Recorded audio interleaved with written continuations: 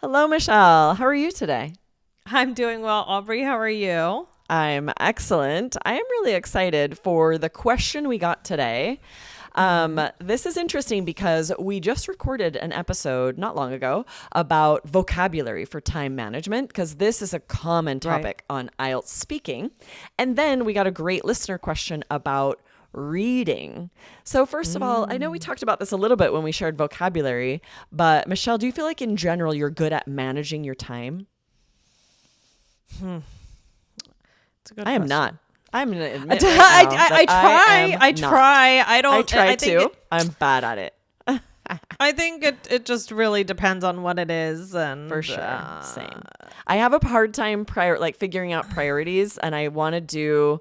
I'm like, I can put that off and do that later. And instead, I want to do something I want to do now that's either more fun or feels more important, And then I'm delaying things that I really probably should be doing right now.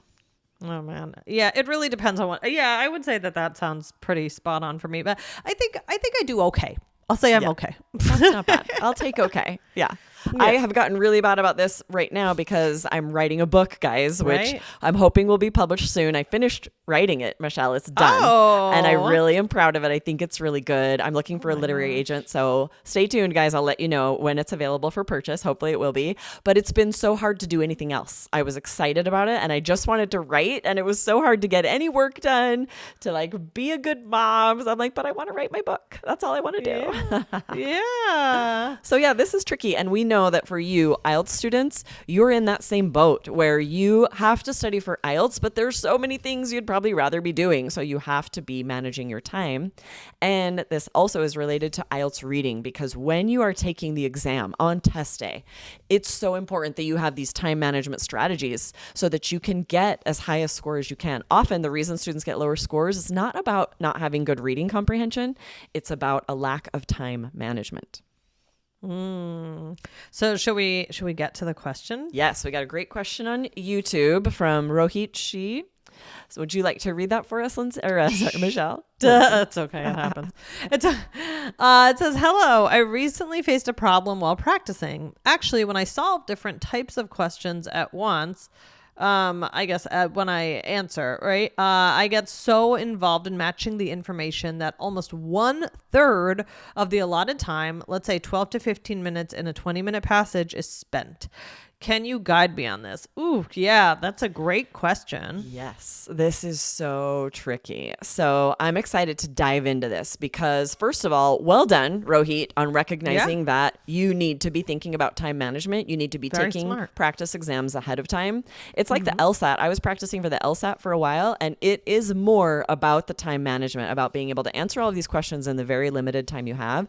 IELTS reading is a lot like that. It's not just a comprehension test. It's about having strategies, because even native English speakers have a hard time answering all of those questions in the time that you're given. So it's very tricky. You need strategies.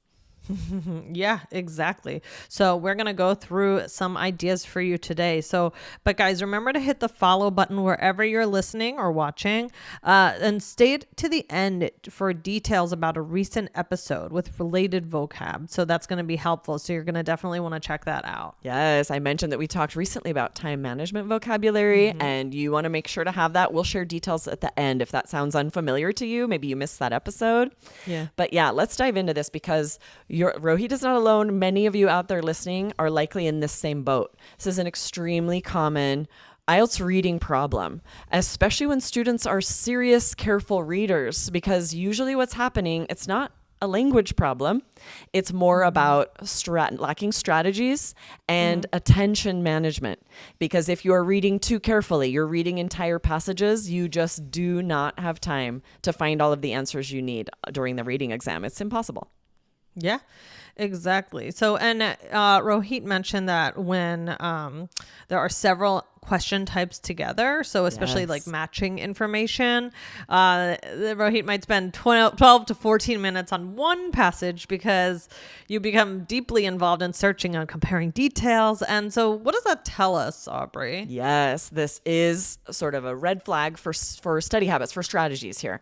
First of all, You are likely reading too closely, too perfectly, and you might be rechecking excessively, right? You might be treating every sentence as equally important, and these are all things that you just can't do, right? And on the IELTS reading exam, that approach is extremely dangerous because the test rewards efficient locating of keywords and answers, not deep academic reading. So we're going to give you strategies on, we're going to let you know like why this is a problem and how you need to fix it. But you've heard here from us before, each question should not take you longer than a minute. You have to use strategies to skim the passage, then, and you look at the questions first so you know what keywords you're looking for. You're scanning for keywords, and then when you find those keywords, only then do you read carefully every word in the sentence or a few lines there. So if you are carefully reading entire passages, you will not have time. You won't have time to get all of those answers correct. Yeah.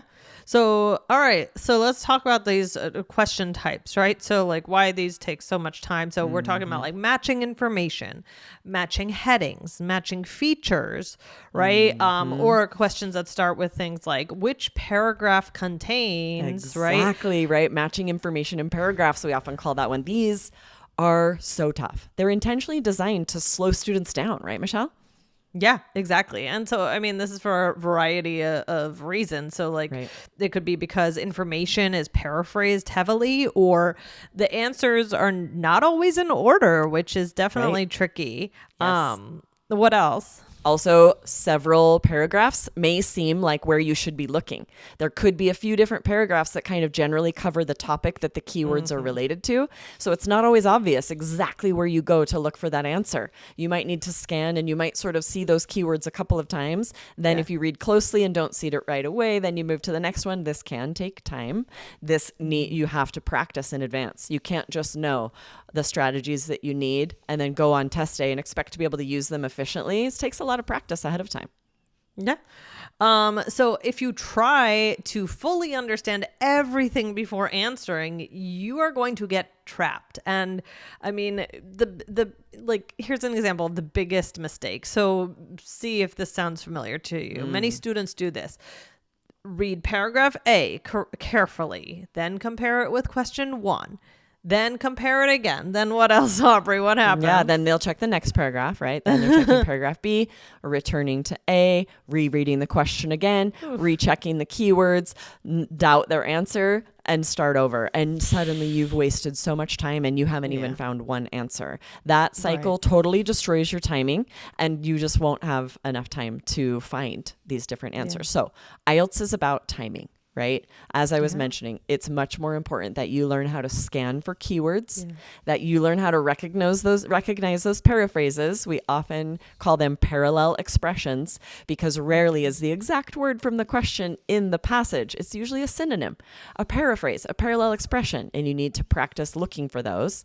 And then also you have to practice decision making under time pressure. You can't be doubting your answer and looking again and rechecking. You just don't have time for all of that. Right. So IELTS is not testing for perfection, right? Exactly. So, I mean, here's the correct mindset. Instead of asking, do I fully understand this paragraph? You should be asking yourself, do I see the specific information the question is asking about? And having that mindset change alone can actually save you minutes. So this is really huge. Exactly. It's about locating keywords, identifying keywords in the question, and then locating them in the passage so that even these very difficult matching questions that can take so much time, you can actually do each of them in less than a minute if you have these strategies and you practice this and you know how to quickly identify keywords. And then, as we've said recently on the podcast, if it takes longer than about a minute, make your best guess, move on. We'll talk about that more in a little bit, but we want to give you sort of a step-by-step, very actionable process that you can use on the reading exam. So, first of all, your first step is to give yourself a hard time limit, and that is 1 minute per question. So in general, you can think about the time you have for these separate sections, right? For matching questions on the first passage, there might be 5, 6, 7 questions. You're going to be able to take a maximum of 5, 6, 7 minutes on that. You can't be thinking, okay, I have 17 minutes because these are harder questions. No, you have to still limit yourself to about a minute per question. So passage 1, a max 5 to 6, passage 2, maximum 6 to 7, and then passage 3, maximum 7 to 8 minutes. Yeah, and that's if there's more questions, right? Often passage 3 is going to have 7 to 8 questions, so you can take 7 to 8 minutes for that. It depends on how many questions it is. Yep. Right, exactly. And so if you reach this time limit, I mean, then it's time to think about, okay, I'm going to make a guess, or I'm going to move on, or you could even mark it to come back to later if you end up having extra time. So you really must train this discipline, because it is hard when you just think, I just want to answer the question. It's hard to just say, okay, I have to move on, come back to it, something else, right? And many high scorers are comfortable leaving uncertain answers and continuing. So that's definitely a strategy. Absolutely, right. Make your best guess. Fill it out. Make your best guess. Move on, but mark it to come back later. In a written exam, you can mark it right on the test. If it's a computer exam, you can flag it. So step 2 is to stop reading entire paragraphs repeatedly. So instead, you want to read strategically. So you want to focus on things like names, dates, contrasts, unusual nouns, or transition words, right? So Aubrey, what would some of those example transition signals be? Right. However, surprisingly, unlike, despite, or in contrast. What else? Or one reason, or researchers found, right? So there's a ton of them. So guys, these often are the keys, right? These often contain the answers. So that is a huge tip right there. All right. What is step 3, Michelle? Okay, so step 3 is learn to identify the core meaning. So let's suppose the question says, which paragraph mentions a negative effect of modern technology? The passage may say, researchers warned that constant digital exposure reduces attention span. So here you must really just train yourself to immediately see negative effect equals reduces attention span, and modern technology equals digital exposure. So strong IELTS readers, what they do is they match ideas, not words. Exactly. We say identify those keywords, but you're not looking for those exact keywords. You're looking for those ideas, the paraphrase, the parallel expression of that idea. This is huge. This saves you so much time. Yeah. And then step 4 is don't try to confirm 100%. So this is likely your main issue, right? Because students often spend 30 seconds finding an answer, 3 more minutes trying to prove it, right? So, but the thing is, in IELTS reading, 80% certainty is actually usually enough. So, if one paragraph clearly matches, others do not strongly match. So you just choose it and continue. Exactly. The worst thing you could do is to find a paragraph that matches, but then look at all the other paragraphs to make sure they don't match. You don't have time for that, right? Answer, move on. And then if there might be a later question in the set that makes it clear to you, like, oh, actually, this other paragraph might match too. Yeah. Now I might double check that. Sure. But don't look at each paragraph to prove that you were right. You have to be smart about the time that you have. Yeah, exactly. And then step 5 is to use the mark and return method. So if you're stuck after about 40 seconds, mark the question, choose your best temporary answer. I like that idea. And then move on. And I mean, why though? Because later questions actually often help you understand earlier paragraphs. And if you stay stuck, I mean, this used to happen to me on tests actually, because I have a lot of anxiety when taking a test. A lot of people do. You're not alone. That's oh my common. gosh. Yes. right? Horrible. Yeah. I get so nervous. I remember taking a math test and just staring out the window and, just getting, that my momentum would be killed. And I just get more and more nervous as the time was going on. The thing. So yeah, this kills your momentum, right? If you're stuck for longer than a minute, you start to kind of panic. That's a problem for anyone. So this about 40 seconds is a good gauge for like, I'm not finding this easily. I'm going to make my best guess, move on. And I've got this bonus 20 seconds later. Maybe one of these other questions will give me some kind of a hint about this or where to find this in this passage. And then you'll have time to come back and make sure that you get that right. This is such a good strategy. Yeah. So step 6 is understand which questions deserve time, right? Because not all questions are equal. So students waste so much time on difficult matching questions and then rush the easy questions later. But the better thing to do would be to just quickly secure the easy marks first, and then to return to difficult matching later if the time remains. Exactly. Because remember, you get the same amount of credit for one difficult question as one easy question. So it's smart to like just be smart about the time that you have. Yeah. Yeah. Exactly. So everyone, we also were talking about an episode earlier that is going to help you out with great expression. So that was episode 1611, which was avoid a last minute scramble on IELTS. So really good for those expressions, more on, time management, things like that. So very helpful there. So definitely because listen not to only that do one. you need time management on the IELTS reading exam to actually use time management, you also might need to talk about it on the IELTS speaking exam. So that episode has band 9 vocabulary. If you get asked about if you're on time, if you are good at managing time on IELTS speaking. So definitely go check it out. Yeah. All right. So takeaway for today is, you guys need faster decision making, less perfectionism.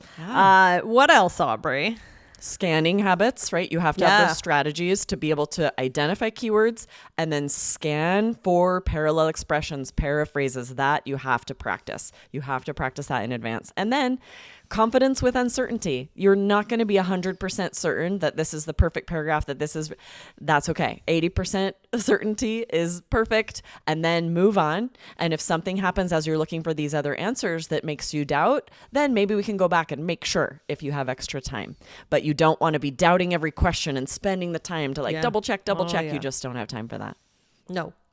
So just remember this. The goal in IELTS reading is not, I fully understood everything. No. The goal is I located enough information efficiently to maximize my score. So definitely think of that. Exactly. Really you likely helpful won't today. even read entire passages because that's not the goal. You're not there to read all those passages. You're there to find the answers. Yes. Exactly. Oh my gosh. This has been really helpful. Thank you, Rohit, for that question. And Aubrey, I'm glad we spoke about this today. I think a lot of our listeners will feel some relief getting some ideas here. I agree. Yes. Thanks for joining me, Michelle. Thank you, Rohit, for your question. And we will see you next time. Thanks, guys. All right. Bye. Guys.